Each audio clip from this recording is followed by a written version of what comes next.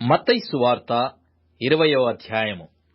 ఏలయనగా పరలోక రాజ్యము ఒక ఇంటి యజమానుని పోలియున్నది. అతడు తన ద్రాక్ష తోటలో పని వారిని కూలికి పెట్టుకొనుటకు ప్రొద్దున బయలుదేరి దినమునకు 1 దేనారము చొప్పున పనివారితో ఒడబడి తన ద్రాక్ష తోటలోనికి వారిని పంపెను. తరువాత అతడు దాదాపు 9 గంటలకు వెళ్లి సంత వీధిలో ఊరక నిలిచియున్న మరికొందరిని చూచి, మీరును నా ద్రాక్ష తోటలోనికి వెళ్ళుడి, ఏమి న్యాయమో అది మీకిత్తునని వారితో చెప్పగా వారును వెళ్ళిరి. దాదాపు 12 గంటలకును 3 గంటలకును అతడు మరల వెళ్లి అలాగే చేసెను. తిరిగి దాదాపు 5 గంటలకు వెళ్లి మరికొందరు నిలిచియుండగా చూచి, ఇక్కడ దినమంతయు మీరెందుకు ఊరకనే నిలిచియున్నారని వారిని అడగగా, వారు ఎవడునూ మమ్మను కూలికి పెట్టుకొనలేరనిది. అందుకతడు, మీరును నా ద్రాక్ష తోటలోనికి వెళ్ళుడనెను. సాయంకాలమైనప్పుడు ఆ ద్రాక్ష తోట యజమానుడు తన గృహ నిర్వాహకుని చూచి పనివారిని పిలిచి, చివర వచ్చినవారు మొదలుకొని మొదట వచ్చిన వారి వరకు వారికి కూలి ఇమ్మని చెప్పెను. దాదాపు 5 గంటలకు కూలికి కుదిరిన వారు వచ్చి ఒక్కొక్క దేనారము చొప్పున తీసుకొనిరి. మొదట వారు వచ్చి తమకు ఎక్కువ దొరకుననుకొనిరి గాని వారికిని ఒక్కొక్క దేనారము చొప్పుననే దొరకెను. వారది తీసుకొని, చివర వచ్చిన వీరు 1 గంట మాత్రమే పనిచేసినను పగలంతయు కష్టపడి ఎండ బాధ సహించిన మాతో వారిని సమానము చేసితివే అని ఆ ఇంటి యజమానుని మీద సనుగుకొనిరి. అందుకతడు వారిలో ఒకని చూచి, స్నేహితుడా, నేను నీకు అన్యాయము చేయలేదే? నీవు నా యొద్ద 1 దేనారమునకు ఒడబడలేదా? నీ సొమ్ము నీవు తీసుకొని పొమ్ము. నీకిచ్చినట్టే కడపట వచ్చిన వీరికిచ్చుటకును నాకిష్టమైనది. నాకిష్టము వచ్చినట్టు నా సొంత సొమ్ముతో చేయుట న్యాయము కాదా? నేను మంచివాడనైయున్నందున నీకు కడుపు మంటగా ఉన్నదా అని చెప్పెను. ఈ ప్రకారమే కడపటివారు మొదటివారగుదురు, మొదటివారు కడపటివారగుదురు. యేసు యెరూషలేమునకు వెళ్లనయ్యున్నప్పుడు ఆయన 12 మంది శిష్యులను ఏకాంతముగా తీసుకొని పోయి మార్గమందు వారితో ఇట్లనెను, ఇదిగో యెరూషలేమునకు వెళ్ళుచున్నాము. అక్కడ మనుష్య కుమారుడు ప్రధాన యాజకులకును శాస్త్రులకును అప్పగింపబడును.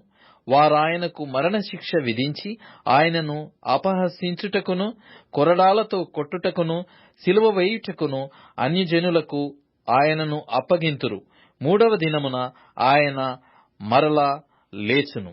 అప్పుడు జెబెదయి కుమారుల తల్లి తన కుమారులతో ఆయన యొద్దకు వచ్చి నమస్కారము చేసి ఒక మనవి చేయబోగా, నీవేమి కోరుచున్నావని ఆయన అడిగెను. అందుకామె, నీ రాజ్యమందు ఈ నా 2 కుమారులలో ఒకడు నీ కుడివైపునను ఒకడు నీ ఎడమ వైపునను కూర్చుండ సెలవిమ్మని ఆయనతో అనెను. అందుకు యేసు, మీరేమి అడుగుచున్నారో అది మీకు తెలియదు. నేను త్రాగబోవు గిన్నెలోనిది మీరు త్రాగగలరా అని అడుగగా వారు త్రాగగలమనిరి. ఆయన, మీరు నా గిన్నెలోనిది త్రాగుదురు కాని నా కుడి వైపునను నా ఎడమ వైపునను కూర్చుండనిచ్చుట నా వశమున లేదు. నా తండ్రి చేత ఎవరికి సిద్ధపరచబడెనో వారికే అది దొరుకునని చెప్పెను. తక్కిన 10 మంది శిష్యులు ఈ మాట విని ఆ 2 సహోదరుల మీద కోపపడిరి. గనక యేసు తన యొద్దకు వారిని పిలిచి, అన్యజనులలో అధికారులు వారి మీద ప్రభుత్వము చేయుదురనియు వారిలో గొప్పవారు వారి మీద అధికారము చేయుదురనియు మీకు తెలియను. మీలో అలాగుండకూడదు. మీలో ఎవడు గొప్పవాడై ఉండగోరునో వాడు మీ పరిచారకుడై ఉండవలెను.